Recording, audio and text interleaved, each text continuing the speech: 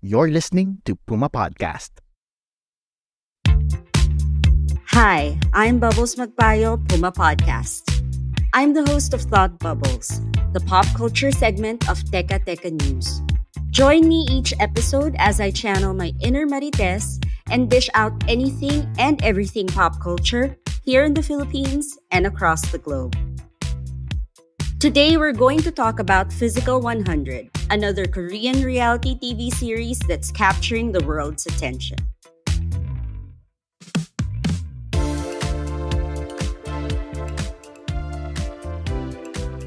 I've lived a pretty sedentary lifestyle. Exercising for me is just folding the laundry or getting the remote control to turn on the TV. Sagad na yung walking for me and Zumba from time to time or a casual game of tennis with some of my friends.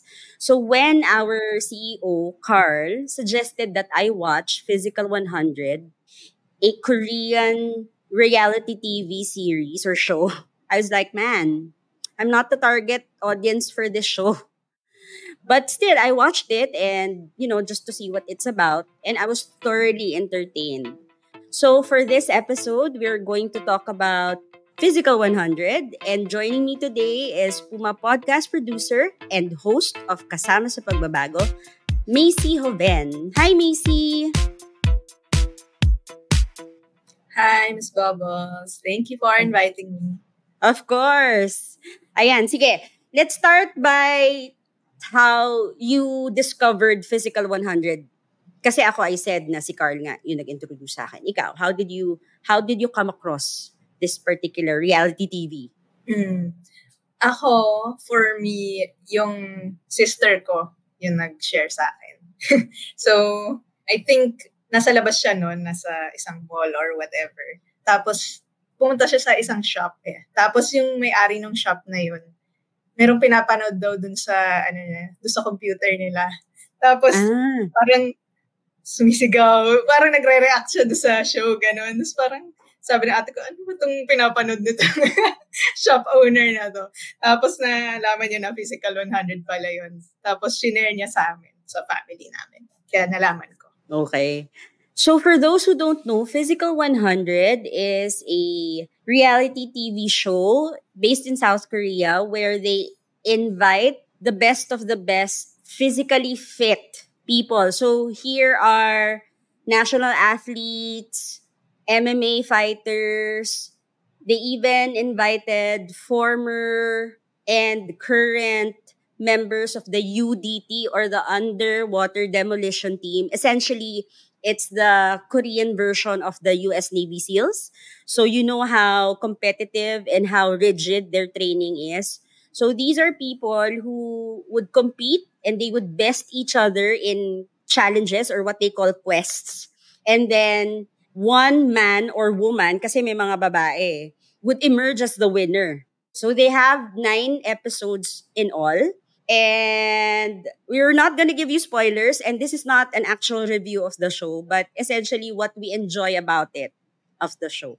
So basically, do you have a favorite contestant in both seasons? Because there are 2 seasons now. It's season 2 is out already. I haven't finished it yet, season 2, pero sa season 1, meron kang favorite? Season 1. Ako kasi, yung usual ko na favorite, yung kung sino yung kilala ko. Mm-hmm. So, nanonood din kasi ako ng Korean variety shows. So, nakikita ko na dun yung mga ibang celebrities and gano'n. So, yung sa season 1, kilala ko nun si Chu Sung-hoon, if you remember him. Yung medyo the middle-aged guy. Yes, the middle-aged dude.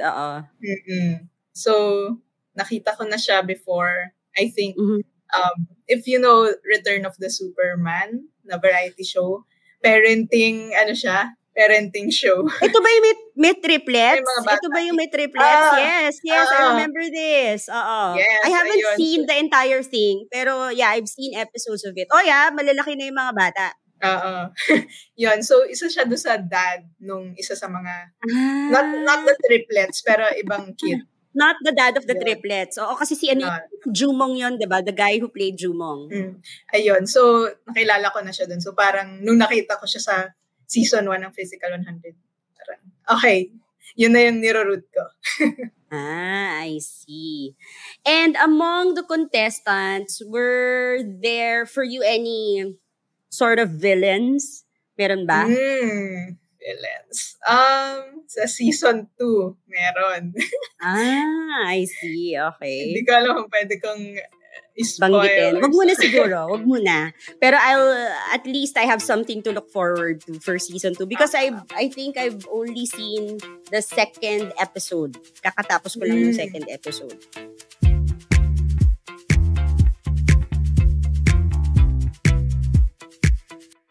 And how about any favorite quests? Do you have a favorite one or least favorite in the quests that you've watched so far? Hindi ko alam kung matatawag ko siya na favorite. Pero yung pinaka-grand na scale, parang na-impress ako, yung ship. Yung ship sa season 1. Yes. Try sila maghila ng 1.5 ton ship to the other side. Tapos meron pa yung slope. So, mas nahihirapan yung mga contestant. So, feeling ko talagang na-test yung limits ng mga contestants doon sa game. That's right. And also, I've noticed, I mean, these guys and the men and women who joined the Physical 100, you will see that how fit they are, how muscular they are. Let me use the gay word or gay lingo, borta. Bortang-borta sila. I mean, borta here, there, and everywhere. So, I cannot imagine the kind of discipline that they have to go through in order for them to achieve that kind of physicality. But also, I have noticed, since it's South Korea, yung mga contestant, glass skin din ha. So I guess the kind of discipline that they have physically, they also have it in their skincare. Dahil who could ever do the 10-step Korean facial regimen if not for these well-disciplined people, diba? So, ganda-ganda ng mga balat nila, pati yung hairdo nila. And sobrang nakakaloka talaga yung mga quests, I have to say.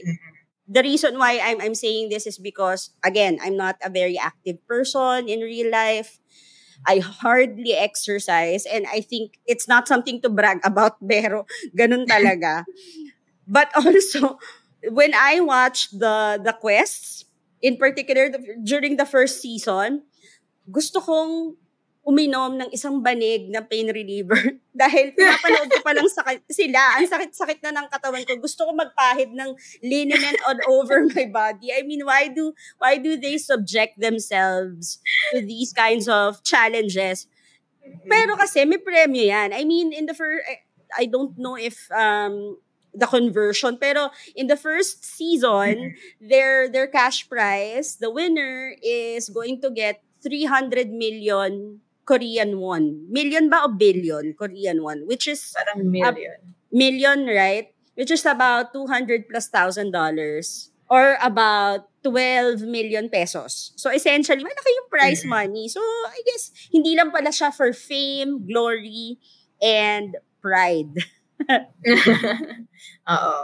Ako rin, sinabi mo nga kanina na sedentary ka. Ako ganun din ako. Ever since nitong pandemic. Kasi, nung pre-pandemic kasi, naglalakad-lakad pa ako sa labas. Pag nagko-commute, ganyan, papunta sa work. Yeah. Pero nung pandemic talaga, parang nag-shutdown lahat, diba? So, parang palagi ako nasa bahay, hindi ako masyadong nakakalabas. Tapos parang na-feel ko rin sa body ko na parang mas nagiging sluggish na ako. And pag nagbe-bend ako, parang iba na yung feeling compared to before. So, ako naman, pag nanonood ako ng Physical 100, parang na-inspire ako mag-workout. Na-encourage ka ba? I think it's a good thing if that were the case, di ba? Okay. So, thank you, Macy, for being here this afternoon or for today's episode. Thank you, Ren. And that's today's episode of Thought Bubbles. Again, I'm Bubbles Matayo. Kami naman ang may tanong sa inyo. If Physical 100 is shot in the Philippines, Anong mga challenges ang ipagagawa ninyo sa mga contestants? Send in your answers through the Q&A section on your Spotify app or tag us on Instagram at Puma_podcast or on X at PumaPodcastPH with the hashtag ThoughtBubbles. Pidoy Blanco edited this episode. Our executive producer is Jill Caro and senior news editor is Veronica Uy. If you enjoyed this episode, share it with your family and friends and subscribe to Teka Teka News. Lastly, you can find me on Instagram and X at Bubbles Magpayo and at Bruja23 on TikTok. Thanks for listening!